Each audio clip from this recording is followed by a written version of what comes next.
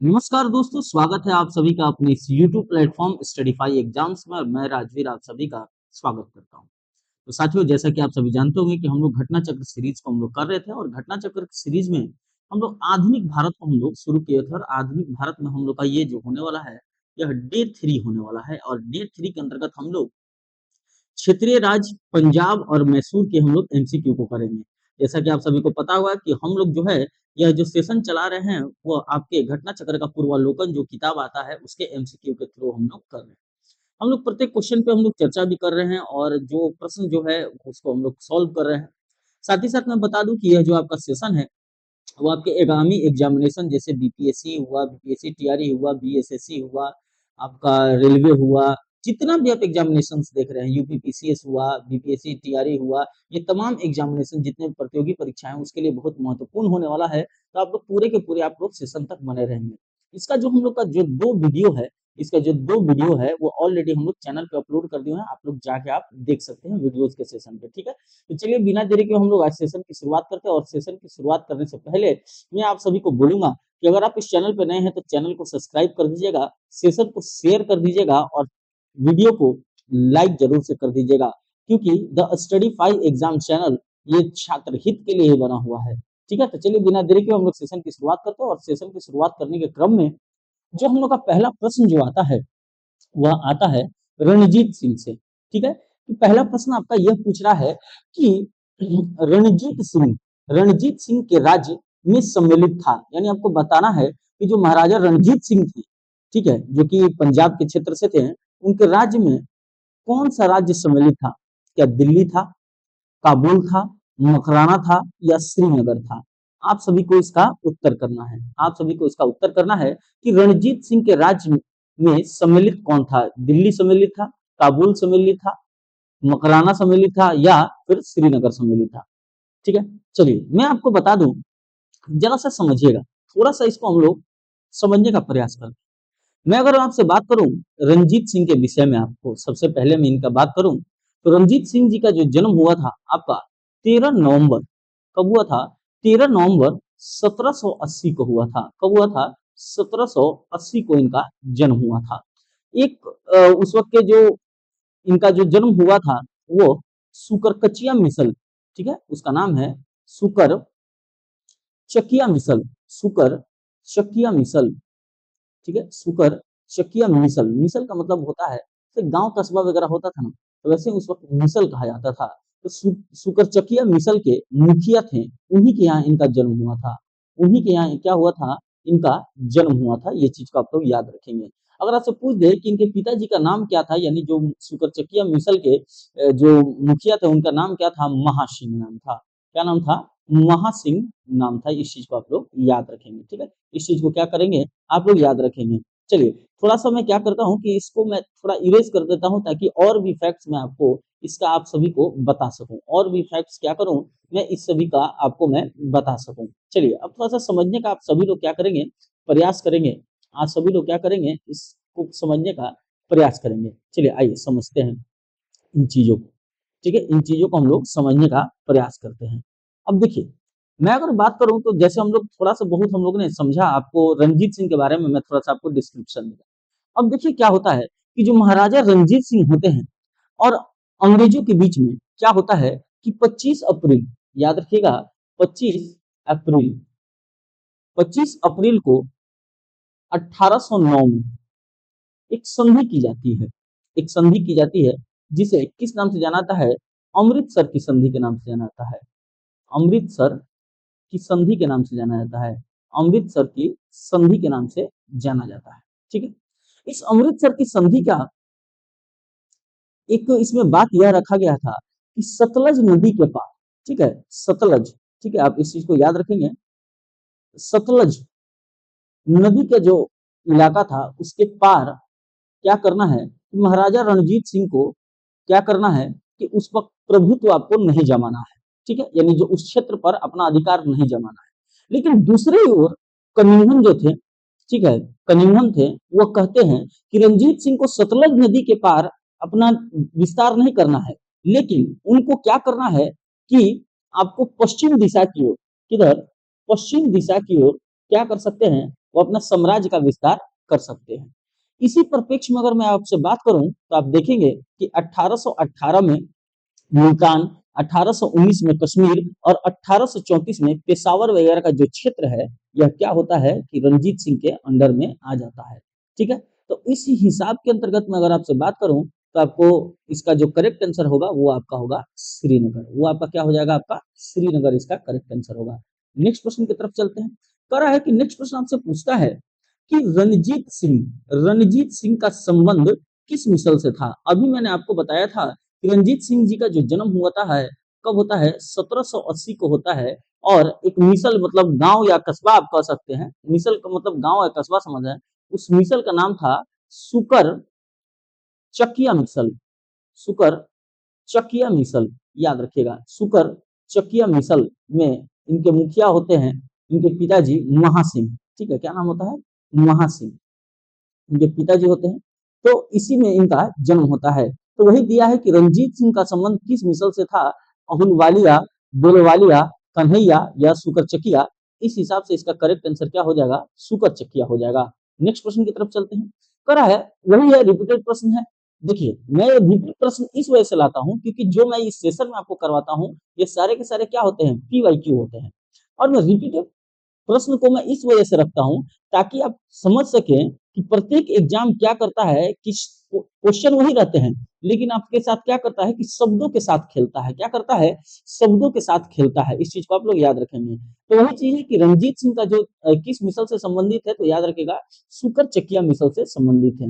Next प्रश्न की तरफ चलते हैं। कर है कि महाराजा रणजीत सिंह के राज्य की राजधानी थी अमृतसर, पटियाला, लाहौर या कपूरथला। आपको इसका उत्तर करना है कि जो महाराजा रणजीत सिंह जी थे उनका जो राजधानी था, उनके राज्य का राजधानी था, वह कहाँ था आपको बताना है। आपको बताना है कि क्या अमृतसर था, क्या पटियाला था, क्या लाहौर था या कपूरथला था। इसका जो आपका करेक्ट आंसर हो जाएगा वह क्या हो जाएगा आपका बाबू, तो लाहौर हो जाएगा। क्या आंसर हो जाएगा, लाहौर हो जाएगा। अब जरा सा आइए थोड़ा सा इसको भी मैं आपको समझाता हूँ, जरा सा समझिएगा। 1798 यानी 1798 में क्या होता है कि अफगानिस्तान के शासक होते हैं, अफगानिस्तान के शासक होते हैं जिनका नाम होता है जमान शाह। जमान शाह इनका नाम होता है। ये क्या करते हैं कि पंजाब पर आक्रमण करते हैं। ठीक है, पंजाब पर आक्रमण करते हैं। वापस जैसे ही जाते होते हैं तो इनका जो तोप होता है वो क्या होता है, चिनाब नदी में गिर जाता है। याद रखिए, चिनाब नदी में क्या होता है, तोप गिर जाता है। रंजीत सिंह क्या करते हैं, देखिए कितना बड़ा दिलेर आदमी थे रंजीत सिंह कि उस तोप को और उनको निकलवा कर उन्हें वापस भिजवा दिया। उस सेवा के बदले में उसको बहुत अच्छा लगा जमान शाह को। उसने क्या किया कि कहा कि एक काम कीजिए बॉस, आप लाहौर पे आके क्या कीजिए, अपना अधिकार आप जमा लीजिए। ठीक है, जमा लीजिए। तभी जाकर 1799 में, तभी जाकर 1799 में रणजीत सिंह क्या करते हैं कि लाहौर पर अधिकार कर लेते हैं और इसे अपना राजधानी बना लेते हैं। तो होप सो ये आप लोग को समझ में आया होगा। ठीक है, चलिए नेक्स्ट करते हैं, नेक्स्ट क्वेश्चन की तरफ चलते हैं।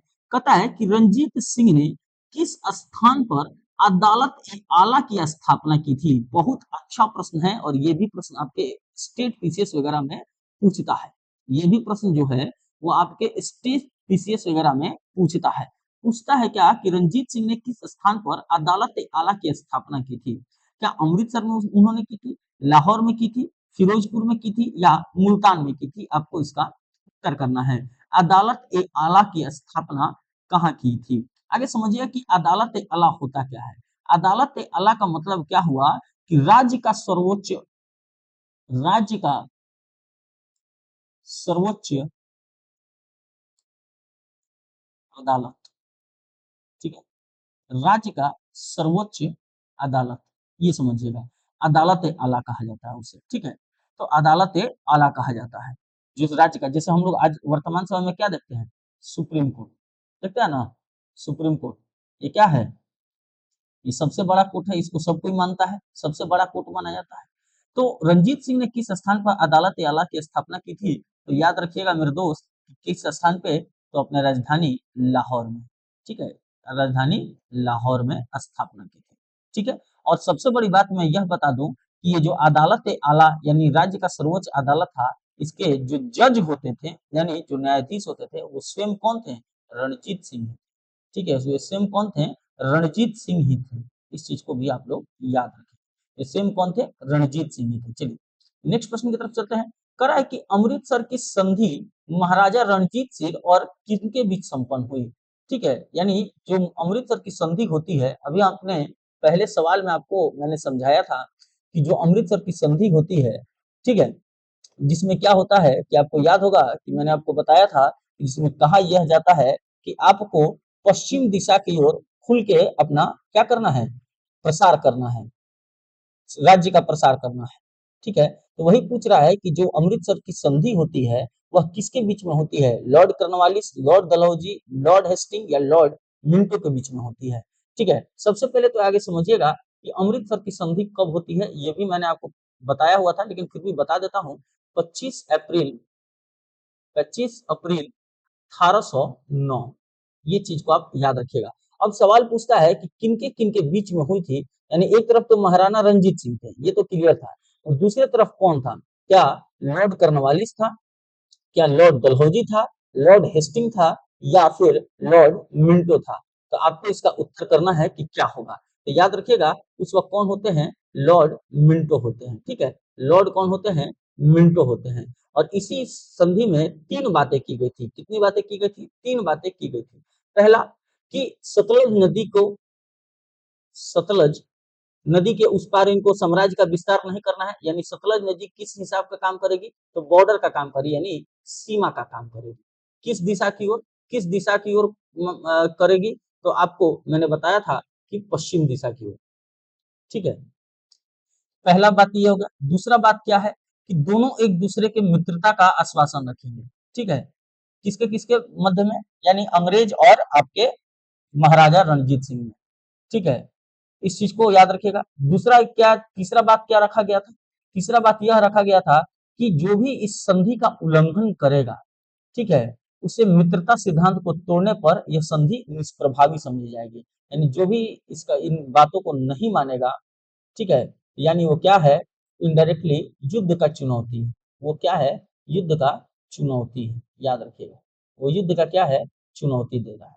ठीक है, तो याद रखिएगा लॉर्ड मिंटो उस वक्त थे। ठीक है, लॉर्ड मिंटो के मध्य में ये हुआ था। चलिए नेक्स्ट प्रश्न की तरफ चलते हैं। नेक्स्ट प्रश्न बोलता है क्या कि रणजीत सिंह ने सुप्रसिद्ध कोहिनूर हीरा प्राप्त किया था। यानी हम लोग नाम सुनते हैं ना कोहिनूर के बारे में, कोहिनूर हीरा के बारे में, जो वर्तमान में कहाँ है? ब्रिटेन। ब्रिटेन, ब्रिटेन ताज, ब्रिटेन ताज। ठीक है, आज भी मौजूद है। तो रंजीत सिंह को किसने दिया था? शाह सुजा से मिला था, जमान शाह से मिला था, दोस्त मोहम्मद से मिला था, या शेर अली से मिला था? आपको इसका उत्तर करना है कि किससे यह मिला था। ठीक है, किससे यह जो कोहिनूर हीरा था वह प्राप्त हुआ था, आपको यह बताना है। आपको यह बताना है कि किससे यह उन्हें प्राप्त हुआ था। तो याद रखिएगा इसका जो करेक्ट आंसर होगा वह क्या होगा? शाह सुजा से मिला था। किससे मिला था? शाह सुजा से मिला था। याद रखिएगा, रंजीत सिंह को कोहिनूर हीरा किससे मिला था? शाह सुजा से प्राप्त हुआ था। अब जरा सा समझिएगा, एक्चुअली क्या होता है कि अहमद शाह अब्दाली पंजाब का जो क्षेत्र है, जो साम्राज्य है, इसके अंडर में था। अहमद शाह अब्दाली के साम्राज्य का भाग था। लेकिन 1773 में क्या होती है कि उसके मृत्यु के बाद क्या होता है, मुल्तान, कश्मीर इत्यादि क्या होते हैं, छोटे छोटे क्षेत्रों पर सिख मिसल, ठीक है, सिख मिसल क्या करते हैं कि अपना प्रभाव जमाने लगते हैं। उसी मिसलों में से सुकर चकिया मिसल भी था। उसी में से कौन था? सुकर चकिया मिसल भी था। इस चीज को आपको याद होना चाहिए। तो अहमद शाह अब्दाली का जो पौत्र होता है, यानी पोता होता है, उसका नाम होता है शाह सुजा। उसका नाम क्या होता है? शाह सुजा उसका नाम होता है। इस चीज को याद रखिएगा। ठीक है, शाह सुजा नाम होता है।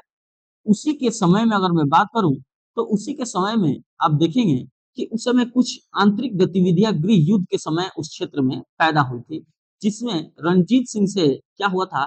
शाह सुजा ने सहायता मांगा था, और उसके बदले में शाह सुजा ने इसे कोहिनूर गिफ्ट किया था। कोहिनूर गिफ्ट किया था। इस चीज को आप याद रखें। ठीक है, चलिए नेक्स्ट प्रश्न की तरफ चलते हैं। नेक्स्ट प्रश्न आपसे कहता है कि निम्नलिखित में से किसने कहा था कि ईश्वर की इच्छा थी कि मैं सब धर्मों को एक निगाह से देखूं इसलिए उसने दूसरी आंख की रोशनी ले ली। बहुत सही प्रश्न आपसे पूछा है। ठीक है, आपको पता होगा कि ये किसका स्टेटमेंट है, ये आपको बताना है। क्या महाराजा रणजीत सिंह का था, महाराजा शेर सिंह का था, महाराजा दिलीप सिंह का था, या उपयुक्त में से कोई नहीं। इसका जो करेक्ट आंसर है वो क्या हो जाएगा, महाराजा रणजीत सिंह का होगा। ठीक है, महाराजा क्या होगा, रणजीत सिंह का इसका आपका क्या होगा, इसका करेक्ट आंसर होगा। एक्चुअली क्या है ना कि रंजीत सिंह जो थे वो क्या हुआ था कि इनका एक जो आंख था ना वह डैमेज था, एक आंख जो था वो डैमेज था। ठीक है, एक आंख जो था वो क्या था, डैमेज था, जिसके वजह से इन्होंने ये स्टेटमेंट दिया था कि ईश्वर की इच्छा थी कि मैं सब धर्मों को एक निगाह से देखूं, इसलिए उसने दूसरी आंख की रोशनी ले ली। ये प्रश्न आपके एग्जामिनेशन यूपी पीसीएस में पूछा हुआ है, याद रखिएगा, यूपी पीसीएस में आपका ये प्रश्न पूछा गया है। चलिए नेक्स्ट प्रश्न की तरफ चलते हैं। कह रहा है कि महाराजा रणजीत सिंह के उत्तराधिकारी थे, यानी कौन था, हरि सिंह नलवा, खड़क सिंह, शेर सिंह या नौनिहाल सिंह। आपको इसका उत्तर करना है कि महाराजा रणजीत सिंह के उत्तराधिकारी कौन थे। तो याद रखिएगा, महाराणा रणजीत सिंह की मृत्यु के पश्चात इनके पुत्र होते हैं जिनका नाम होता है खड़क सिंह। इनका नाम क्या होता है, खड़क सिंह। ये क्या बनते हैं कि महाराजा रणजीत सिंह के उत्तराधिकारी होते हैं। ठीक है, महाराजा रणजीत सिंह के क्या होते हैं, उत्तराधिकारी होते हैं। नेक्स्ट प्रश्न की तरफ चलते हैं। नेक्स्ट प्रश्न कहता है कि सिख राज्य का अंतिम राजा कौन था। सिख राज्य का जो अंतिम राजा था वह कौन था, आपको इसका उत्तर करना है। क्या वह खड़क सिंह थे, क्या वो शेर सिंह थे, क्या वो नौनिहाल सिंह थे या दिलीप सिंह थे। आपको इसका उत्तर करना है कि सिख राज्य का अंतिम राजा कौन था। तो याद रखिएगा कि उसका अंतिम राजा कौन होते हैं, दिलीप सिंह होते हैं। ठीक है, यह क्या थे, यह सिख सिख राज्य का, यह क्या थे, सिख राज्य का अंतिम राजा थे, अंतिम राजा थे। ठीक है, अंतिम क्या थे, राजा थे। इस चीज को आप याद रखिएगा। अगर आपसे पूछ दे कि इन्होंने कब तक शासन किया था, तो 1843 से लेकर 1849 तक इन्होंने क्या किया था, शासन किया था। ठीक है, तो आपसे पूछ दे कि सिख राज्य का अंतिम राजा कौन था, तो याद रखिएगा मेरे दोस्त, दिलीप सिंह थे। कौन थे, दिलीप सिंह थे। इस बात को आप लोग याद रखेंगे। चलिए नेक्स्ट प्रश्न की तरफ चलते हैं। नेक्स्ट प्रश्न की तरफ चलते हैं। नेक्स्ट प्रश्न आपसे एक कथन पूछा है, आपसे नेक्स्ट प्रश्न आपसे क्या पूछा है, एक कथन पूछा है, जरा से समझिएगा। कह रहा है कि पंजाब के पूर्व महाराजा दिलीप सिंह के विषय में निम्नलिखित में से कौन सा कथन सत्य है। यानी आपसे यहाँ पर क्या पूछ रहा है कि कौन सा कथन क्या है बाबू, सही है। कौन सा कथन पूछ रहा है आपसे, सही है। पहला कि 23 अक्टूबर 1893 को उनका निधन पेरिस में हुआ, ये कथन भाई सही है। उनका निधन कब होता है, अब उनका निधन कब होता है, पेरिस के फ्रांस में हो गया था। ठीक है, और इन्होंने, दिलीप सिंह ने क्या किया था अपने अंतिम समय में, इन्होंने ईसाई धर्म को अपनाया था। इस चीज को आप याद रखेंगे, ईसाई धर्म को इन्होंने क्या किया था, अपनाया था। तो 23 अक्टूबर 1893 को उनका निधन पेरिस में होता है, ये कथन सही है। दूसरा कह रहा है कि नासिक में उनकी अंत्येष्टि हुई थी, नहीं, नासिक में अंत्येष्टि नहीं हुई थी। तीसरा कह रहा है कि उन्होंने कभी सिख धर्म को नहीं छोड़ा। अभी मैंने आपको बताया कि उन्होंने अपने अंतिम समय में क्या किया था, ईसाई धर्म को उन्होंने अपनाया था। तो ये भी स्टेटमेंट क्या है, गलत है। तीसरा का, वह कभी रूस नहीं गए, भैया ये भी गलत है। यानी इसमें जो सही आंसर क्या हो जाएगा, ये इसका करेक्ट आंसर होगा कि 23 अक्टूबर 1893 को उनका निधन कहाँ होता है, पेरिस में होता है। इस बात को आप लोग याद रखेंगे। चलिए नेक्स्ट प्रश्न की तरफ चलते हैं। नेक्स्ट प्रश्न आपसे पूछता है कि सिख साम्राज्य का अंतिम शासक कौन था। अभी अभी हम लोग ने चर्चा किया था, अभी अभी हम लोग ने इस पे चर्चा किया था। इसका आंसर आप लोग कमेंट बॉक्स में जरूर देंगे कि सिख राज्य का अंतिम शासक कौन था। सिख राज्य का अंतिम शासक कौन था, आपको बताना है। अभी हम लोग ने चर्चा किया था, अभी हम लोग ने क्या हुआ था, चर्चा किया था कि सिख राज्य का अंतिम शासक कौन थे, तो दिलीप सिंह थे। कौन थे, दिलीप सिंह थे। इस चीज को आप लोग याद रखेंगे। ठीक है, दिलीप सिंह थे। एक्चुअली आप, मैंने ये भी बताया था कि यह क्या करते हैं, 1849 तक इनका शासन चलता है। शासन ये इन्होंने किया था। द्वितीय द्वितीय आंग्ल सिख मराठा जो युद्ध होता है, ठीक है, द्वितीय आंग्ल सिख मराठा जो युद्ध होता है, जैसे समाप्त हो जाता है, तो इनको अंग्रेजों के द्वारा जो पंजाब का जो क्षेत्र था वह क्या होता है कि विलय कर लिया जाता है। किसमें, अंग्रेज, ब्रिटेन अपने आप में विलय करा लेता है। ठीक है, और इनको क्या करता है, दिलीप सिंह को पेंशन देकर बिना टेंशन के लिए रहने के लिए कह देता है कि जाइए, आपको पेंशन मिलेगा और इसी पेंशन से अपना जीवन व्यतीत कीजिएगा। और इनको कहाँ भेज देता है, ब्रिटेन में भेज देता है, जहाँ इनकी क्या होती है, मौत हो जाती है। तो सिख साम्राज्य का अंतिम शासक कौन थे, दिलीप सिंह थे। चलिए नेक्स्ट प्रश्न कह रहा है कि पंजाब के विलय के संबंध में निम्नलिखित में से कौन सा कथन असत्य है। याद रखिएगा, ये पूछा है कि कौन सा कथन असत्य है, इस पे जरा सा आपको ध्यान देना है। इस पे आपको जरा सा क्या करना है, ध्यान देना है। इसका कौन सा कथन जो है वह असत्य है, ठीक है। कौन सा कथन असत्य है। पहला कथन पे अगर हम लोग चर्चा करें तो पहला कथन कहता है कि 29 मार्च 1849 को गवर्नर जनरल की ओर से घोषणा हुई कि पंजाब राज्य समाप्त हो गया है। ये क्या है, गलत है। बी कह रहा है कि महाराजा दिलीप सिंह को सभी प्रदेश भारतीय ब्रिटिश साम्राज्य में हिस्सा बनाया। नहीं भैया, ये भी क्या है, गलत है। तीसरा कह रहा है कि दिलीप सिंह को सॉरी सॉरी सॉरी सॉरी, मैंने एक यहाँ पर गलती कर दिया है, extremely sorry, extremely sorry, extremely sorry. ये दोनों कथन सही है, ये दोनों कथन सही है। हम लोग असत्य को ना ढूंढ रहे हैं, कौन सा कथन असत्य है। ये दो कथन क्या है, सत्य है, ठीक है। ये दो कथन क्या है, सत्य है, इस चीज को याद रखिएगा। 29 मार्च, हाँ ठीक है, समाप्त हो गया था। महाराजा दिलीप सिंह के सभी प्रदेश भारतीय ब्रिटिश साम्राज्य के हिस्सा बन गए। यानी जैसे द्वितीय अंग्ल मराठा युद्ध खत्म होता है तो पंजाब का पूरा संपूर्ण विलय कहाँ हो जाता है, अंग्रेजों में हो जाता है। दिलीप सिंह को 2.5 लाख वार्षिक पेंशन दे दी गई, ये गलत है, ये असत्य है। और टी कहता है उपयुक्त में से कोई नहीं, तो इसका जो करेक्ट आंसर हो जाएगा वो सी हो जाएगा। कितना किया गया था, तो याद रखिएगा 40,000 पौंड। 40,000 पौंड इनको सालाना वार्षिक पेंशन, यानी अभी का मतलब उस बात करें तो लगभग 4-5 लाख रुपया उस समय का बात करें तो, अभी का नहीं, अभी का तो भाई साहब पूछना ही नहीं है, अभी का पूछना ही नहीं है, ठीक है। चलिए, तो इसका जो आपका असत्य कौन सा होगा कथन, ये 2.5 लाख वार्षिक पेंशन नहीं, कितना था, 4 से 5 लाख। चलिए नेक्स्ट प्रश्न की तरफ चलते हैं। नेक्स्ट प्रश्न कहता है कि पंजाब के विलय के पश्चात पंजाब पर शासन करने के लिए निम्नलिखित में से कौन 3 परिषद का सदस्य नहीं था। यानी क्या होता है कि द्वितीय जब आंग्ल मराठा युद्ध हो जाता है तो पंजाब का विलय ब्रिटेन में कर लिया जाता है, ब्रिटेन अंग्रेजी सत्ता अपने में कर लेती है और इस पे शासन करने के लिए 3 परिषद का गठन किया जाता है। तो वही पूछ रहा है कि कौन इसमें शामिल नहीं था।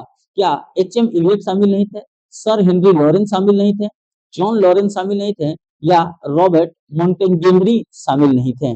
आपको इसका उत्तर करना है कौन 3 की परिषद सदस्य का सदस्य नहीं था। तो इसका जो आंसर हो जाएगा वह क्या हो जाएगा, ए और डी, ठीक है।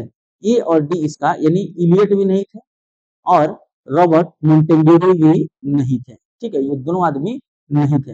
अगर आपसे पूछ दे कि कौन कौन सा था, अध्यक्ष कौन थे, तो याद रखिएगा सर हेनरी लॉरेंस, ठीक है, ये क्या थे, ये अध्यक्ष थे, ठीक है, ये क्या थे, अध्यक्ष थे। इनके साथ और कौन थे, तो जॉन लॉरेंस थे। इनके साथ में कौन थे, इनके साथ में जॉन लॉरेंस थे। और एक आदमी और साथ में था जिसका नाम क्या होता है, तो उनका नाम होता है चार्ल्स ग्रेनवेल। चार्ल्स ग्रेनवेल, ग्रेनवेल मैं लिख देता हूँ, ग्रेनवेल, ठीक है, चार्ल्स ग्रेनवेल इनके साथ थे, ठीक है। चलिए नेक्स्ट प्रश्न की तरफ चलते हैं। नेक्स्ट प्रश्न आपसे पूछता है कि प्रथम आंग्ल मैसूर युद्ध 1767 से 69 में कौन विजयी हुआ था। यानी 1767 से 1769 के मध्य जो प्रथम आंग्ल मैसूर युद्ध हुआ था उसमें कौन जीता था। क्या अंग्रेज जीते थे, हैदर अली जीते थे, मराठा जीते थे, या हैदराबाद का निजाम जीते थे। आपको इसका युद्ध बताना है कि कौन जीता था, आपको इसका आंसर करना है, ठीक है। तो आपको पता होगा कि प्रथम जो मैसूर युद्ध होता है वह 2 आदमी के मध्य होता है, 2 आदमी के मध्य होता है। एक का नाम होता है हैदर अली, एक का नाम क्या होता है भैया, हैदर अली नाम होता है। और दूसरी तरफ कौन थे, बनाम अंग्रेज, ठीक है, कौन थे, अंग्रेज। ये चीज को आप लोग याद रखेंगे। तो कौन विजयी होता है, तो हैदर अली क्या होता है, इसमें जीत जाता है। हैदर अली क्या होता है, इसमें जीत जाता है। एक्चुअली हैदर अली के पास ना त्रिगुट थे, यानी 3 आदमी थे साथ में। कौन कौन से थे लोग, अगर आपसे पूछ दे कौन कौन से थे, तो निजाम, हैदराबाद का निजाम भी थे, मराठा भी थे, ठीक है, और अंग्रेज भी थे। ये कौन थे? यह 3 आदमी एक तरफ, और एक तरफ कौन होता है? हैदर अली। एक तरफ कौन होता है आपका? हैदर अली। ये अंग्रेज का टीम हो गया त्रिगुट में, और एक तरफ कौन होता है? आपके हैदर अली होता है। ठीक है, हैदर अली होते हैं। और क्या होता है इसमें, इस युद्ध में, कि हैदर अली क्या होते हैं? जीत जाते हैं। ठीक है, हैदर अली क्या होते हैं? जीत जाते हैं। इस चीज को आप लोग याद याद रखेंगे। और लास्ट में हैदर अली से क्या होता है? 1769 में, 1769 में हारने के बाद अंग्रेजों को मजबूरन क्या करना पड़ता है? मद्रास की संधि करनी पड़ती है। मद्रास की संधि करनी पड़ती है, इस बात को याद रखिएगा। तो इसमें जो मेन मेन चीज है क्या है कि प्रथम आंग्ल मैसूर युद्ध कब हुआ था? तो 1767 से लेकर 1769। किनके किनके मध्य में हुआ था? तो हैदर अली एक तरफ और दूसरी तरफ अंग्रेज, और अंग्रेज के साथ 3 आदमी, निजाम और मराठा और अंग्रेज। इसमें कौन जीतता है भाई? तो हैदर अली क्या होते हैं? जीत जाते हैं। और जीतने के बाद 1769 में क्या होता है? मद्रास की संधि हो जाती है। आप लोग के मन में एक सवाल आ रहा होगा, बड़ा आपका गंदा राइटिंग आ रहा है। देखिए एक्चुअली क्या है कि हम लोग के पास जो संसाधन अवेलेबल है, उसी संसाधन से हम लोग कर रहे हैं। ठीक है, उसी संसाधन से कर रहे हैं। इस पर एक्चुअली हैबिट उतना है नहीं, लेकिन फिर भी आप लोग के लिए किया जा रहा है। तो आप लोग एक बार सभी लोग सेशन को थोड़ा सा लाइक कर देंगे, चैनल पर नए होंगे तो सब्सक्राइब कर देंगे, क्योंकि यह मेहनत स्टडीफाई एग्जाम आप सभी के लिए कर रहा है। चलिए नेक्स्ट क्वेश्चन की तरफ चलते हैं। नेक्स्ट प्रश्न आपके लिए कह रहा है कि निम्नलिखित में से कौन 1755 में डिंडीगुल मैसूर में एक आधुनिक शस्त्रागार की स्थापना की थी? यानी आपको बताना है कि 1755 में जो डिंडीगुल मैसूर एक जगह है, डिंडीगुल मैसूर का, इसका नाम होता है डिंडीगुल में, अत्याधुनिक शस्त्रागार। शस्त्रागार का मतलब क्या होता है? हथियार। हथियार जहां बनाया जाता है। एक सेकंड रुकिए, मैं इसको इरेज कर देता हूँ। इसको मैं क्या करता हूँ? इरेज कर देता हूँ थोड़ा सा, ताकि मैं आपको स्पष्ट इस चीज के बारे में क्या करूँ, आपको समझा सकूँ। ठीक है, स्पष्ट इन चीजों के बारे में आपको क्या करूँ? समझा सकूँ। जरा सा 1 मिनट का समय, कुछ सेकंड का समय दीजिएगा, 1 मिनट। ठीक है, तो वही पूछ रहा है कि डिंडीगुल में मैसूर में अत्याधुनिक शस्त्रागार की स्थापना क्या नंजराज ने किया था, हैदर अली ने किया था, देवराज ने किया था, या चिक्का कृष्णराज ने किया था? आपको इसका उत्तर करना है कि किसने डिंडीगुल में क्या किया था, कि आधुनिक शस्त्रागार यानी हथियार खाना की स्थापना की थी। तो याद रखिएगा कि हैदर अली के द्वारा किया गया था। किसके द्वारा किया गया था? हैदर अली के द्वारा किया गया था। हैदर अली खतरनाक बैट्समैन थे, इस बात को याद रखिएगा। हैदर अली क्या किए थे? एकदम खतरनाक बैट्समैन थे। अकेला ये बंदा पूरा एकदम पूरा उस वक्त नचाए हुए था अंग्रेजों को। ठीक है, तो एक्चुअली क्या होता है कि जो डिंडीगुल जो है, वह वेंकट राय के नेतृत्व में मैसूर की सेना डिंडीगुल पर विजय प्राप्त करती है 1742 में।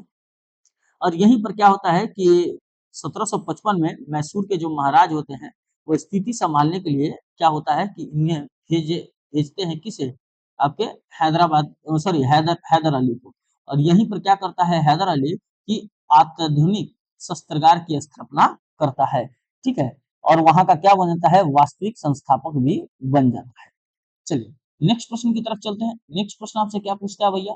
नेक्स्ट प्रश्न आपसे पूछता है कि ब्रिटिश जनरल जिसने हैदर अली को पोर्टे नोवा में हराया था, यानी जो पोटा नोवा का युद्ध जो हुआ था, पोटा नोवा का जो युद्ध हुआ था, पोटा नोवा का जो युद्ध हुआ था, वह किसने हैदर अली को हराया था? कैप्टन पॉपहोम ने, सर आयरकुट ने, सर हेक्टर मुंडो ने, या जनरल कोडार्ड ने? आपको इसका उत्तर करना है कि किसने हराया था। किसने हराया था, आपको इसको बताना है। तो याद रखिएगा कि 1781 में यह पोटानोवा का युद्ध होता है, जिसमें अंग्रेज की तरफ से कौन होते हैं? तो आयरकुट होते हैं। ठीक है, कौन होते हैं? आयरकुट होते हैं। और एक तरफ कौन होता है? हैदर अली होता है। एक तरफ कौन होता है? हैदर अली होता है। ठीक है, जिसमें क्या होता है कि हैदर अली को हरा दिया जाता है, और उसका नेतृत्व कौन कर रहे थे? आयरकुट कर रहे थे। उसका नेतृत्व कौन कर रहे थे? आयरकुट कर रहे थे। ठीक है, इस चीज को आप लोग याद रखिएगा। तो इसका जो करेक्ट आंसर वो क्या हो जाएगा आपका? सर आयरकुट। चलिए नेक्स्ट क्वेश्चन की तरफ चलते हैं। नेक्स्ट क्वेश्चन कहता है टीपू सुल्तान ने अपनी राजधानी बनाई, कहाँ पे बनाई थी? श्रीरंगपट्टम में, मैसूर में, बेंगलोर में, या कोयम्बटूर में? आपको इसका उत्तर करना है कि टीपू सुल्तान ने अपनी राजधानी कहाँ बनाई थी, और इसका आपको उत्तर करना है। तो टीपू सुल्तान ने अपनी राजधानी क्या श्रीरंगपट्टम में बनाई थी, मैसूर में बनाई थी, बेंगलोर में बनाई थी या कोयम्बटूर में बनाई थी? तो इसका जो आपका करेक्ट आंसर होगा वो क्या हो जाएगा, श्रीरंगपट्टम में। क्या हुआ था कि टीपू सुल्तान जो है वो श्रीरंगपट्टम में क्या करता है, अपनी राजधानी बनाता है सॉरी, और यहीं पर क्या करता है, वह जैकोबिन क्लब का स्थापना करता है। याद रखिएगा, जैकोबिन क्लब, जैकोबिन क्लब की स्थापना करता है। जैकोबिन क्लब की क्या करता है, स्थापना करता है। और जैकोबिन क्लब की स्थापना करने के बाद इसका सदस्य भी बनता है, इसका सदस्य भी बनता है। इस चीज को याद करिएगा। देखिए, हैदर अली के बाद से जो खतरनाक बैट्समैन हुए थे ना उस क्षेत्र में, वह कौन थे, टीपू सुल्तान थे। इस चीज को याद रखिएगा। नेक्स्ट करा है कि निम्नलिखित भारतीय शासकों में से कौन था जिसने विदेशों में आधुनिक पद्धति का दूतावास स्थापित किया था। यानी आपको यह बताना है कि भारतीय शासक में वो कौन था जिसने जो विदेश में जो होता है ना दूतावास, उसकी स्थापना कराई थी भारत में। क्या हैदर अली ने कराया था, मीर कासिम ने कराया था, शाह आलम द्वितीय ने कराया था, या टीपू सुल्तान ने कराया था? इसको आपको बताना है कि आधुनिक पद्धति से दूतावास की स्थापना कौन करता है। तो याद रखिएगा, टीपू सुल्तान करता है। कौन करता है, टीपू सुल्तान करता है। नेक्स्ट प्रश्न की तरफ चलते हैं। नेक्स्ट प्रश्न आपसे बोलता है कि टीपू सुल्तान ने ब्रिटिश सेना को 1780 में हराया था। कहाँ पे, हैदराबाद में, कोल्लीपुर में, सेरिंगपट्टम में या निजामाबाद में? आपको इसको उत्तर देना है कि उन्होंने कहाँ हराया था। ठीक है, उसने कहाँ हराया था, उसने कहाँ हराया था? तो याद रखिएगा, कहाँ पे हराता है, कोल्लीपुर में। ठीक है, कहाँ हराता है, कोल्लीपुर में वो हराता है। 1780 में ब्रिटेन की सेना को क्या करता है, वह हराता है। हैदर अली और टीपू सुल्तान ने मराठा और निजाम के साथ एक समझौता किया था। और फ्रांसीसी फ्रांसीसी से कौन दोस्ती थी, किसका, टीपू सुल्तान का, टीपू सुल्तान का। फ्रांसीसी से दुश्मनी किसका था, अंग्रेजों का था। कहा जाता है ना, चोर चोर मौसेरा भाई। यानी दुश्मन क्या होता है, दोस्त का दुश्मन दोस्ती होता है। यानी अगर अंग्रेज फ्रांसीसी के दुश्मन थे और अंग्रेजों का दुश्मन कौन था, टीपू सुल्तान था, तो फ्रांसीसी ने क्या किया कि टीपू सुल्तान से अपना दोस्ती निभाया। ठीक है, दोस्ती निभाया था। इस चीज को आप तो याद रखेंगे। ठीक है, और इसमें जो ब्रिटेन का जो नेतृत्व कर रहे थे वह कौन कर रहे थे, तो याद रखिएगा, कर्नल बेली। कौन कर रहे थे, कर्नल बेली कर रहे थे। इस बात को याद रखिएगा। ठीक है, और यहीं पर क्या होता है कि 1780 में टीपू सुल्तान क्या करता है, हरा देता है। ठीक है, टीपू सुल्तान हरा देता है। चलिए नेक्स्ट प्रश्न की तरफ चलते हैं। नेक्स्ट प्रश्न की तरफ चलते हैं और समझते हैं। नेक्स्ट प्रश्न कह रहा है कि अंग्रेजों ने श्रीरंगपट्टम की संधि किसके साथ की थी, हैदर अली के साथ, डुप्ले के साथ, टीपू सुल्तान के साथ या नंदराज के साथ की थी? आपको इसका उत्तर करना है कि अंग्रेजों ने श्रीरंगपट्टम की जो संधि की थी वह किससे की थी। तो याद रखिएगा, किससे की थी, टीपू सुल्तान से की थी। एक्चुअली क्या होता है कि जो तृतीय आंग्ल मैसूर युद्ध होता है, तृतीय आंग्ल मैसूर जो युद्ध होता है, क्या होता है, तृतीय आंग्ल मैसूर जो युद्ध होता है, और आपसे पूछ दे कब, तो 1790 से लेकर 92 के मध्य होता है। ठीक है, उसी समय आप देखिएगा तो मार्च 1972 में, सॉरी 1992 में, 1792 में, 1792 में, याद रखिएगा, 1792 में संधि होती है। उसे हम लोग श्रीरंगपट्टम की संधि के नाम से हम लोग जानते हैं। ठीक है, श्रीरंगपट्टम के संधि के नाम से हम लोग जानते हैं। और इसमें क्या हुआ कि टीपू सुल्तान को अपने राज्य का लगभग आधा भाग अंग्रेजों को तथा उनके साथियों को देना पड़ा। और जितना क्या हुआ था कि लड़ाई में, तृतीय आंग्ल मैसूर युद्ध में जितना लड़ाई में खर्चा हुआ था, ठीक है, वह सब हर्जाना के रूप में टीपू सुल्तान को लगभग 3 करोड़ रुपया देना पड़ा था। किसको, अंग्रेजों को देना पड़ा था। ठीक है, तो इस चीज को याद रखेंगे। नेक्स्ट कह रहा है कि टीपू सुल्तान अंग्रेजों के साथ युद्ध में कब मारे गए थे, 1857 में, 1799 में, 1793 में या 1769 में? ठीक है, आपको उत्तर करना है कि टीपू सुल्तान जो अंग्रेजी के साथ लड़ाई हुआ था वह कब मारे गए थे। तो याद रखिएगा, कब मारे जाते हैं, तो 1799 में। कब मारे जाते हैं? 1799 में। 1799 में टीपू सुल्तान क्या होता है? मारा जाता है। ठीक है, इस समय क्या था? तो चतुर्थ आंग्ल मैसूर युद्ध हो रहा था। क्या हो रहा था? चतुर्थ आंग्ल मैसूर युद्ध हो रहा था। इस चीज को याद रखिएगा। अगर पूछ दे कि चतुर्थ आंग्ल मैसूर युद्ध कब हुआ था, तो 1799। और इसी दौरान क्या होता है कि अंग्रेजों से लड़ते समय क्या होता है? टीपू सुल्तान क्या होते हैं? मारे जाते हैं। ठीक है, चलिए नेक्स्ट प्रश्न की तरफ कर रहा है। नेक्स्ट प्रश्न आपसे पूछ रहा है ये बाबू, नेक्स्ट प्रश्न आपसे पूछ रहा है ये कि बेगम समरू ने एक अति प्रसिद्ध चर्च का निर्माण कराया था। बेगम समरू ने एक अति प्रसिद्ध चर्च का निर्माण कराया था। कहाँ पे? माउंट आबू में, नैनीताल में, सरधना में या कानपुर में? आपको यह बताना है, आपको इसका उत्तर करना है कि मेरा बेगम समरू ने एक प्रसिद्ध चर्च का निर्माण कहाँ कराया था? माउंट आबू में, नैनीताल में, सरधना में या कानपुर में? इसका आपको जो करेक्ट आंसर होगा वो क्या हो जाएगा? सरधना में। ठीक है, सरधना में, मेरठ के सरधना में, याद रखिएगा। मेरठ एक जगह है, उसी के सरधना में एक प्रसिद्ध चर्च का इन्होंने निर्माण कराया था। कब कराया था? तो लगभग माना जाता है 1750 से लेके 1836 के मध्य। ठीक है, इस चीज को आप लोग याद रखेंगे। चलिए नेक्स्ट प्रश्न की तरफ चलते हैं। नेक्स्ट प्रश्न आपसे बोलता है कि निम्न निम्न कथनों में से कौन सा कथन एक सही नहीं है? यानी हम लोग को गलत ढूंढना है, कौन सा कथन सही नहीं है। पहला कथन कह रहा है कि अली मर्दान खान ने बंगाल में राजस्व कृषि पद्धति प्रारंभ की थी। ठीक है, यानी आपसे बोल रहा है कि अली मर्दान खान ने क्या बंगाल में कृषि पद्धति प्रारंभ की थी? नहीं, इसने नहीं किया था कृषि पद्धति। ठीक है, कृषि पद्धति अली मर्दान ने नहीं किया था। ठीक है, दूसरा क्या है? महाराजा रणजीत सिंह ने लाहौर में तोपों का निर्माण के लिए अत्याधुनिक ढलाई कारखाने स्थापित किए थे। हाँ भाई, उन्होंने स्थापना किया था। आमेर में सवाई जय सिंह ने यूक्लिड रेखा गणित के तत्वों का संस्कृत में अनुवाद कराया था। हाँ भाई, आमेर के जो राजा होते हैं सवाई जय सिंह, इन्होंने क्या किया था? जयपुर की स्थापना की थी, जयपुर शहर की स्थापना की थी। और किसकी मदद से? तो एक बंगाली होते हैं जिनका नाम होता है विद्याधर, उन्हीं की मदद से जयपुर शहर की स्थापना की थी। आपको कमेंट बॉक्स में यह बताना है कि जयपुर को अन्य किस शहर के नाम से जाना जाता है। डी कह रहा है कि मैसूर में टीपू सुल्तान ने श्रृंगेरी देवी शारदा की मूर्ति के निर्माण के लिए धन दिया था। ये भी क्या है? सही है। बस गलत क्या है आपका? ए। कौन सा कथन सही नहीं है? तो आपका ए जो कथन है वह सही नहीं है। ठीक है, वह क्या है? कथन सही नहीं है। इसने कौन किया था? तो राजस्व में कृषि पद्धति बंगाल में प्रारंभ करने वाला कौन था? तो याद रखिएगा, प्रारंभ करने वाला कौन था? मुर्शीद कुली खान था। कौन था? मुर्शीद मुर्शीद कौन था? मुर्शीद कुली खान था। इसने ही क्या किया था कि बंगाल में राजस्व कृषि पद्धति की शुरुआत की थी। ठीक है, चलिए नेक्स्ट प्रश्न की तरफ चलते हैं। कला के निम्नलिखित कथनों पर विचार कीजिए।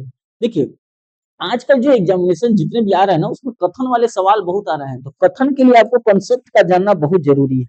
ठीक है, कथन के लिए आपको कंसेप्ट का जानना क्या है? बहुत जरूरी है। ठीक है, बहुत क्या है? जरूरी है।